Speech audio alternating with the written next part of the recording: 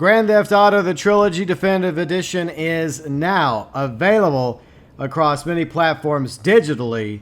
PlayStation 4, PlayStation 5, Xbox One, Xbox Series S and X, along with the Nintendo Switch and PC on the Rockstar Games launcher. I know some people are not happy about that.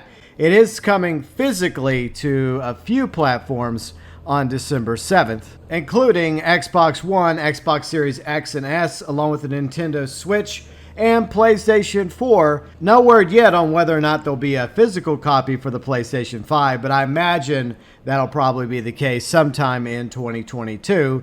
The Definitive Edition GTA Trilogy is also coming to iOS and Android smartphones during the first half of 2022. And in case you're wondering, the B-roll is from the PlayStation 5 version of the GTA Trilogy Definitive Edition for 3, Vice City, as well as San Andreas.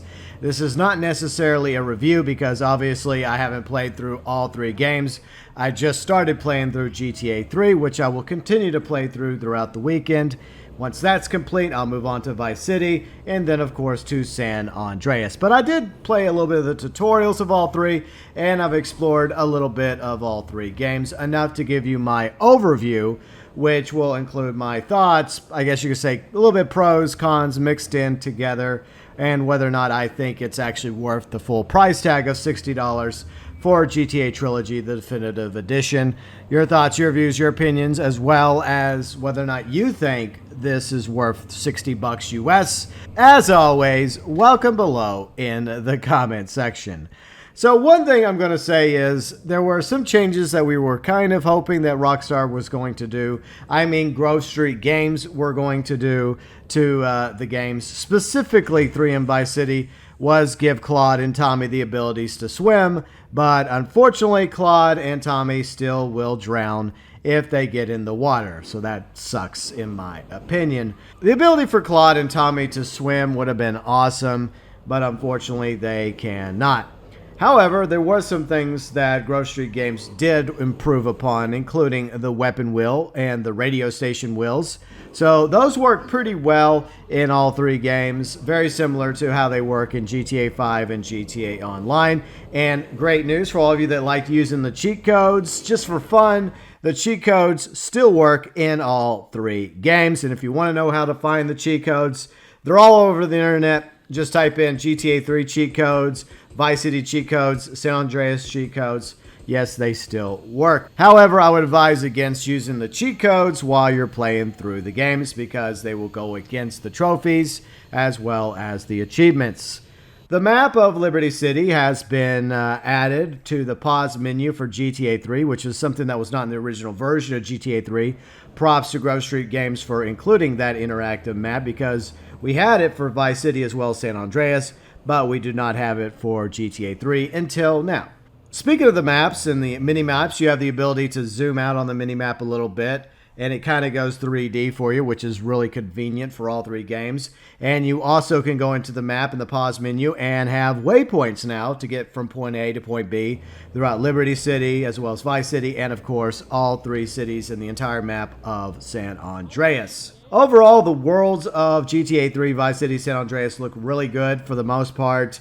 There are some issues that I've seen here and there, including hopping into, for example, a plane or a jet in San Andreas and get really high in the sky. And you'll notice how small the world actually feels when the whole illusion of distance is kind of ruined thanks to draw distance. We'll talk more about that in a moment. But for the most part, when you're on the ground throughout all 3 games, just driving around or running around, it's definitely a nice new coat of paint for all 3 games. Now, when it comes to the songs, there are definitely a few songs missing from both playlists of Vice City as well as San Andreas. I don't think it's as bad as that rumor last week, but yes, I have to report that there are a few songs that are missing from radio stations in Vice City and San Andreas. It's unfortunate that Rockstar wasn't able to renew the licenses for all those songs and completely restore the radio stations and the music of all 3 games. But there's still plenty of music for radio stations of Vice City, San Andreas. It just sucks that we couldn't get all of the songs back. From my experience of playing through all 3 games so far, a little bit more with GTA 3. I have noticed some pop-ins, bugs, glitches, as well as the game crashing a few times for me in GTA 3. And there are rumors out there that a few missions are having issues, including, I believe, Copland's Vice City mission allegedly is glitched and cannot be completed. Maybe that's not true. I hope that's not the case. But hopefully, at the very least, all the missions are still playable, doable, and able for you to complete all three main stories of 3, Vice City and San Andreas. But there are a few reports out there, some issues that some players have had.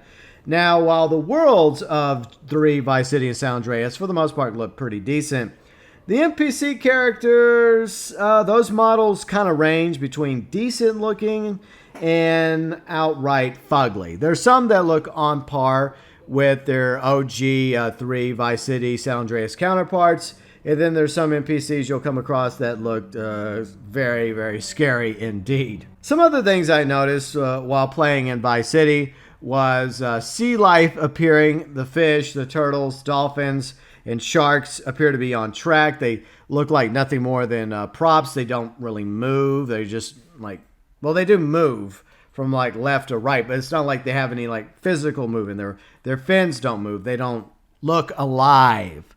There's no illusion of life there when it comes to the sharks, the dolphins, the turtles, or the fish. The fish can be kind of forgiven, but the bigger animals like the dolphins and the sharks and the turtles, they don't look alive at all. And I hate to say it, I think that Vice City would be better off if those quote-unquote sea life were either like moved out a little bit further away from your field of view, or perhaps even completely removed from the waters of Vice City. Because, to be honest, it just looks distracting whenever you're just staring at these sharks and dolphins all clamored together. It doesn't look real at all, and it kind of hurts the water more than it helps when it comes to trying to show sea life in the waters around Vice City.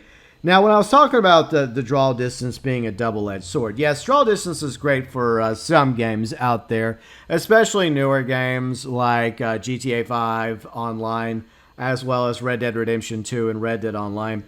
But the problem is it can be a double-edged sword. I may even make a separate video about this. Case in point with San Andreas, if you go to the original version of San Andreas, the reason why it looks a lot bigger is because of the lack of the draw distance. Now, when you go and you hop into a Hydra or stunt plane or a Shamal in San Andreas and fly around the map, you can quickly see how small the map of San Andreas actually is. Yes, it's the biggest of the 3. It's definitely bigger than Vice City and 3, but that illusion goes away very quickly when you're in a jet or a stunt plane and you're flying up in the atmosphere. I'll have to do a side-by-side comparison between the definitive edition of San Andreas as well as the original version of San Andreas, and I'll probably do that for a draw distance video in order to get a better idea about whether or not the draw distance actually hurts San Andreas definitive edition more than simply not having it at all. But that's just something I noticed when it comes to draw distance, and specifically the definitive edition of San Andreas. Overall, I think that GTA, the definitive edition, Trilogy, all 3 games, 3, Vice City, San Andreas, probably needed more time in the oven. But because it's the holiday season and Take-Two obviously going to be making money, they want to make as much money as possible. They got the definitive edition out around the holiday season in order to try and make as much money as possible off the GTA Trilogy Definitive Edition. It's very similar to what they did with Mafia 3 back in 2016. That was another game, worked on Hangar 13 at the time, that needed more time in the oven. It needed a few more months of polish and to be properly finished before it was officially released. And the fact that that game was put out much sooner than it should have been, it led to very bad reviews because it had bugs, it had glitches, it had numerous crashes that I personally experienced playing the first few days of Mafia 3. It definitely has some problems, and hopefully some of those issues that I mentioned can be fixed with patches from Grove Street Games, and hopefully Rockstar will help with the patches too. Now, the big question that a lot of you are asking is the definitive edition of 3 Vice City San Andreas worth $60 US. This is a tough one because it really depends on how badly you want to play these games. I think that the average gamer that has waited till this point to buy them should wait until there is either a sale or reviews from other content creators on YouTube, like, for example, maybe Angry Joe will do a review, perhaps Carrick at ACG, a good friend of mine. Check out his channel, ACG. Maybe Carrick will do a review of the GTA Trilogy Definitive Edition, and he'll let you know whether or not he thinks it's a buy or wait for sale. But if you weren't excited enough to pre-order the GTA Trilogy Definitive Edition like I was and a few others, and you've just waited till this point, and you're still debating about whether or not you want to drop $60 for the GTA Trilogy Definitive Edition, my advice is probably A, wait for some reviews to come out to help make up your mind one way or the other, and B, probably just wait for a sale, as well as some patches that are necessary to improve some issues that are happening in all three games within the GTA Trilogy Definitive Edition. There's definitely bugs, glitches, pop-ins, and crashes happening in 3 as well as Vice City and San Andreas that need to be addressed. But at the same time, personally, I'm having fun going back and playing GTA 3, Vice City, as well as San Andreas. And for the most part, graphically, it does look better. But like I said, there are some problems, and it definitely needed a little bit more time in the oven. Plus, there's a few more things, like I mentioned, that I think they could have worked on and they could have implemented in these games to make them better. That would have been great. Like giving Claude and Tommy the ability to swim, improving some character models. That would have been great too. And I even had an idea. Now, some people don't like it because it may go against nostalgia. Improving some of the audio files, like gunshots. The vehicles might be okay. Maybe add some more ambient sounds like wind, birds chirping, dogs barking, etc. into the games. Especially like, for example, the gunshot audios, like for pistols, SMGs, machine guns, ARs, shotguns. Some of those could be a little bit better in the audio department. And I'm surprised that Rockstar didn't simply send over their audio files from GTA 5 and GTA Online to Grove Street to plug in and replace the older audio files. Some people did make the point that it would go against the quote-unquote nostalgia of the GTA trilogy. I think it would do more good than harm, especially if they left in, obviously, the voice acting from the NPCs, as well as primary and secondary characters. That's totally fine, but other audio should have been improved upon along with the game graphically. I think that would have definitely helped, but that's just how I overall feel about GTA Trilogy. I'm enjoying it so far. I personally don't regret the full purchase of $60 US. I could see why some people rather, wait till there's a sale, like maybe down to like $40, $50, somewhere in that ballpark. So that's completely understandable. And like I mentioned a few times, the game definitely needs a few improvements and patches and fixes. Hopefully that will happen. Now I want to know what everyone else thinks about the GTA Trilogy. Those of you that played 3, Vice City, San Andreas. Your thoughts, your views, your opinions, as well as do you think this game is worth the full $60 asking price tag?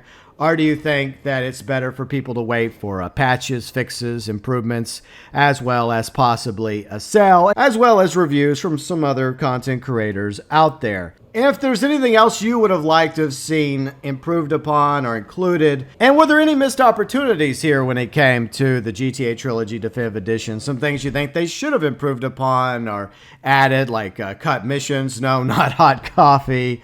Feel free and let us know below in the comments section.